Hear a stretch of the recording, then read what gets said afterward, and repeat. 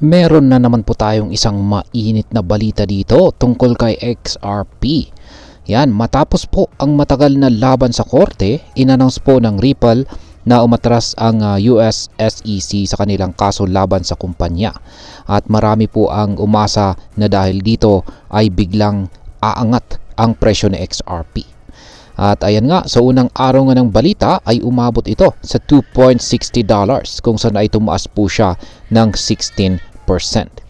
Pero teka, bakit bumagsak naman ito agad ng 8% sa sumunod na araw? Hindi ba dapat ngayon na ang moon moment ni XRP? Ayan. Ngayon ay may mga eksperto na nagsasabing ang 10 times rally ni XRP ay paparating. Pero hindi raw ito mangyayari sa loob ng 24 oras. Kaya ano ang dahilan? At ano po ang dapat nating abangan bilang mga Pinoy crypto investors ni XRP sa mga susunod na buwan?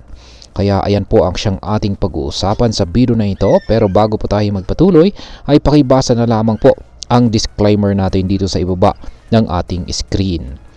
Ayan. Bakit nga ba hindi sumabog ang presyo ng XRP? Ayon po sa ilang mga eksperto, ang pinaka-inaasahang pagtaas ng presyo ng XRP ay hindi pa nangyayari dahil po sa dalawang pangunahing dahilan. Yan, meron po tayong dalawang pangunahing dahilan dito. At ang unang dahilan ay wala pa kasing opisyal na pahayag mula sa US SEC. Yan, tama po ang sinabi ni Ripple CEO Brad Garlinghouse sa isang tweet na umatras na ang SEC sa kaso. At sinundan pa ito ng kumpirmasyon mula kay Stuart Alderoty. Siya po ang Chief Legal Officer ng Ripple.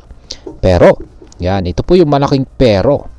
Pero hanggang ngayon, wala pang direktang pahayag mula mismo sa SEC. Yan, mas maganda talaga kung yung confirmation dito ay manggagaling mismo sa US SEC. Dahil dito ay maraming investors ang nag-aalangan na pumasok pa rin. Kaya hindi po nila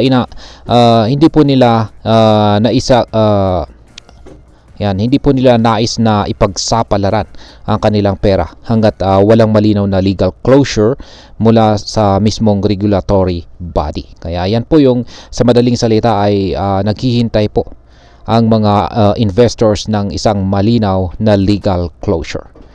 Yan, pangalawang dahilan. Yan, na-price in na ang balita bago pa raw ito mai-announce. Ayan, ayon po sa ilang analyst ay matagal nang usap-usapan sa crypto community ang posibleng pag-atras ng SEC. Dahil dito ay maraming traders ang nakabili ng XRP bago pa lumabas ang opisyal na balita. Kaya noong nakumpirma ito, hindi na ganun kalaki ang naging epekto sa market.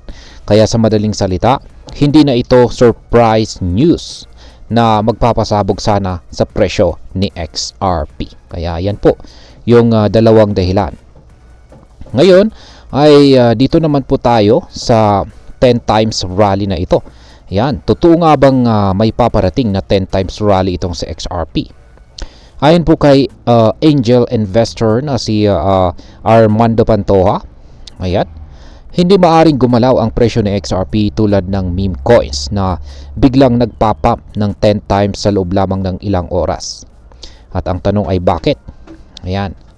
Ang sagot po rito ay dahil masyado raw itong apektado ng derivatives market kung saan ay marami pong mga institutional investors ang may hawak or holdings ng XRP sa kanilang portfolios.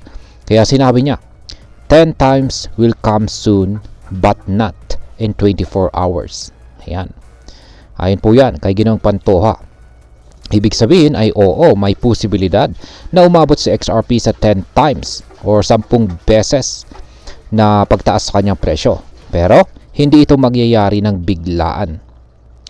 Ngayon ano naman po ang magpapagalaw sa presyo ng XRP sa hinaharap? Ngayon na wala na pong kaso ang Ripple, ay ano naman kaya ang magiging susunod na hakbang para kay XRP? Ayon naman po kay Ginoong Johnny Crypto, siya po ang co-founder ng Merlin, maraming bagay ang maaring magpapataas sa presyo ni XRP sa hinaharap. Yan, una, si XRP ay ginagamit na ito para sa cross-border payments. Kaya kung mas maraming bangko at saka financial institutions ang mag-a-adapt nito, lalaki po ang demand.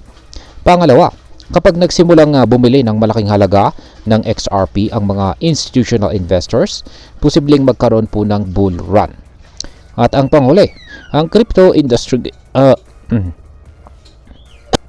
ang crypto industry po ngayon ay papunta na sa tokenization, kung saan ang real world assets tulad po ng stocks, bonds at saka real estate ay maaring i-represent sa blockchain.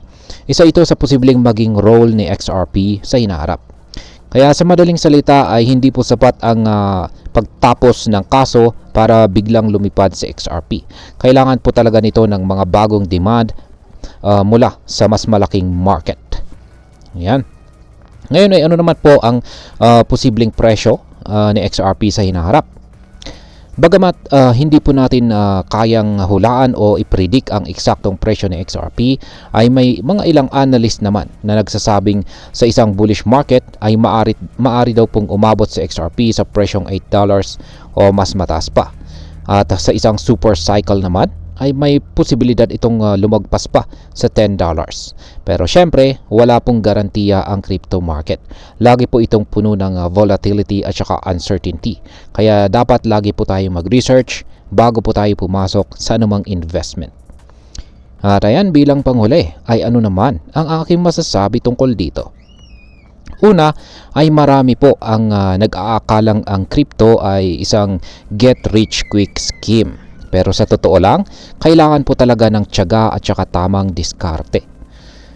At pangalawa ay hindi dahil sinabi ng isang influencer na tataas ang XRP, dapat kaagad bumili.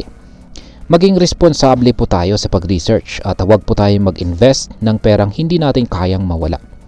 At ang pangatlo ay kung magsisimula ng gumamit ang mga malalaking kumpanya ng XRP para sa cross-border payments at saka tokenization, maaaring ito na nga ang sinyales ng mas mataas na presyo sa hinaharap. Sa kabuuan, si XRP ay isa pa rin sa mga pinakakilalang cryptocurrencies na may solid na real-world use case.